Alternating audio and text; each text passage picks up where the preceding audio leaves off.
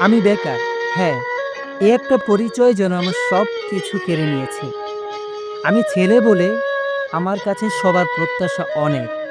কিন্তু আমি বেকার বলে আমি সবার কাছে একজন অপদার্থ মানুষ।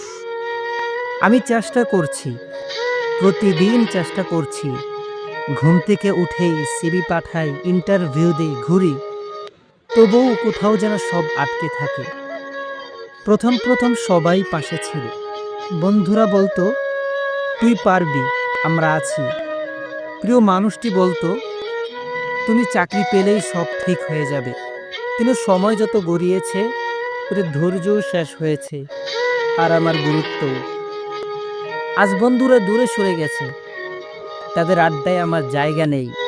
ওরা এখন সফল, আর আমি এখন ছায়া।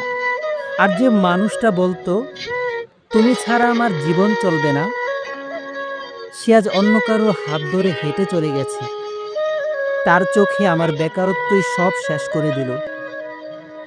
এখন বাসায় কেউ জিজ্ঞাসাও করে না, "কিরে, তুই কেমন আছিস?" শুধু বলে, "আর কতদিন?" আমি শুধু একটা কাজ নিয়েছি, কিন্তু তার চেয়ে বেশি পেয়েছি অপমান, অবহেলা আর একাকিত্ব। মানুষটা বদলে যায় না সব সময়। কখনো কখনো সমাজের চোখে তার মূল্যই কমে যায়। আমি টাকা রোজগার করতে পারি না, এটাই আমার অপরাধ। ভালোবাসতে জানি, সম্মান দিতে জানি, স্বপ্ন দেখতে জানি, কিন্তু কে তা বুঝবে? আজ সবাই বলে, জীবন তো বাস্তব, শুধু ভালোবাসা দিয়েই হয় না। হয়তো ঠিকই বলছে তারা, কারণ বেকার ছেলেরা ভালোবাসা পাওয়ার যোগ্যই না এই সমাজে। তবুও আমি হাল ছাড়িনি। আমি লড়ে যাচ্ছি নিজেকে প্রমাণ করতে।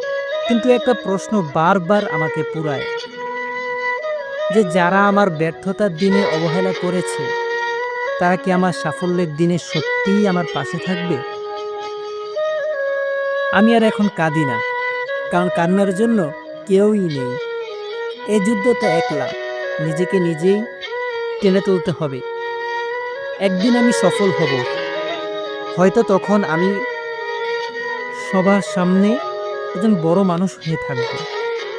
হয়তো তখন সবাই বলবে, "দেখিস, আমি তো বলেই ছিলাম তুই পারবি।" কিন্তু সেই সব কথায় আর হৃদয় কাঁপবে না, কারণ যাদের ভালোবাসা আমার দরকার ছিল, তারা তো শুধুই আমাকে অবহেলা দিয়েছে।